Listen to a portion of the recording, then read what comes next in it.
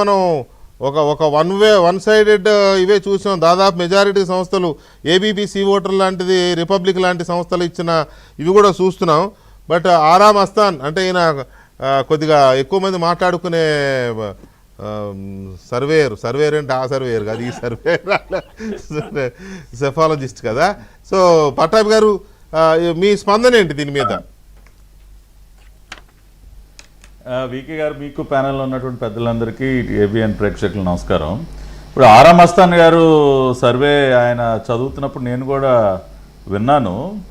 సరే, ఆయన final prediction ఏదో నెక్ అండ్ నెక్ ఉంటుంది, ఏదో ఒక 93-94 స్థానాలతో ఏదో బొటాబొటీగా వైసీపీ ప్రభుత్వం ఏర్పాటు చేయొచ్చు అని ఏదైతే చెప్పారో, దానికి అంతకుముందు ఆయన అంటే కొన్ని ఇంపార్టెంట్ సీట్స్ విషయంగా ఆయన చేసినటువంటి ప్రెడిక్షన్ ఏదైతే ఉందో దానికి పొంతన కుదరట్లా. ఉదాహరణకి ఆయన క్యాబినెట్ మంత్రుల పేర్లన్నీ చదివారండి. 90% క్యాబినెట్ మినిస్టర్స్ అందరూ ఓడిపోతున్నారని చెప్పాడు ఆయన.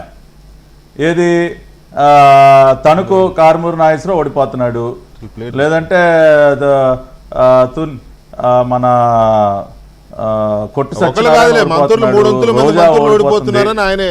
ఆయనే చెప్పాడు. గుడివాడ అమర్నాథ్ ఓడిపోతున్నాడు, ధర్మాన ప్రసాదరావు ఓడిపోతున్నాడు. ఇట్లా మొత్తం 90% ఆఫ్ ద క్యాబినెట్ మినిస్టర్స్ ఓడిపోతున్నారని చెప్పాడు.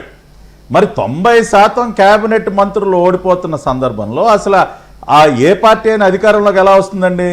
అంటే 90% ఆఫ్ ద క్యాబినెట్ మినిస్టర్స్ ఓడిపోయి, మీరు ఎప్పుడైనా మనం ఇన్ని ఎలక్షన్స్ చూస్తున్నాం వీకే గారు, మనం చాలా సందర్భాల్లో మనం చూసాం. 90% ఆఫ్ ద క్యాబినెట్ మినిస్టర్స్ ఓడిపోయిన సందర్భంలో అధికారంలో ఉన్న పార్టీ మళ్ళీ తిరిగి అధికారం చేపట్టినటువంటి సందర్భం మీరు ఎప్పుడైనా చూసారా? మిమ్మల్ని ప్రశ్న అడుగుతున్నా, మీరు ఎప్పుడైనా చూసారా? అటువంటి జరిగిందో ఎప్పుడైనా? నేను కాదు, ఆరామ్ అస్తాన్ కూడా. మరి ఇది ఎలా?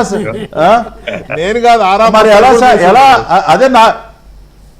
అదే ఇప్పుడు అదే నాకు అర్థం కాల.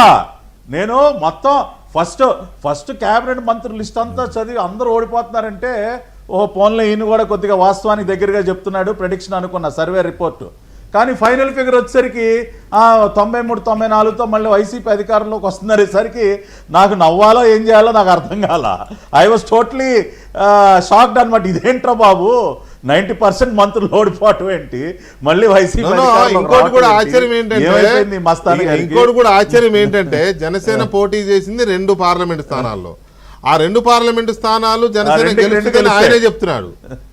ఆయనే చెప్పి మళ్ళీ గవర్నమెంట్ ఎలా వస్తుంది అంటే జనం ఏమో మరి ఆయన అంచనా ఏంటో తెలియదులే. సార్ ఇప్పుడు నేనేం కామెంట్ చేయట్లా. ఓకే, దట్ ఈస్ హిజ్ ఆయన ప్రెడిక్షన్. అది నేనేం ఆయన వేరే రకంగా నేనేం కామెంట్ చేయట్లా. బట్ అది రియలిస్టిక్గా అనిపించట్లా. అంటే వినే వాళ్ళకి, ఆ రిపోర్ట్ చదివే వాళ్ళకి అది రియలిస్టిక్గా అయితే అనిపించట్లా. సో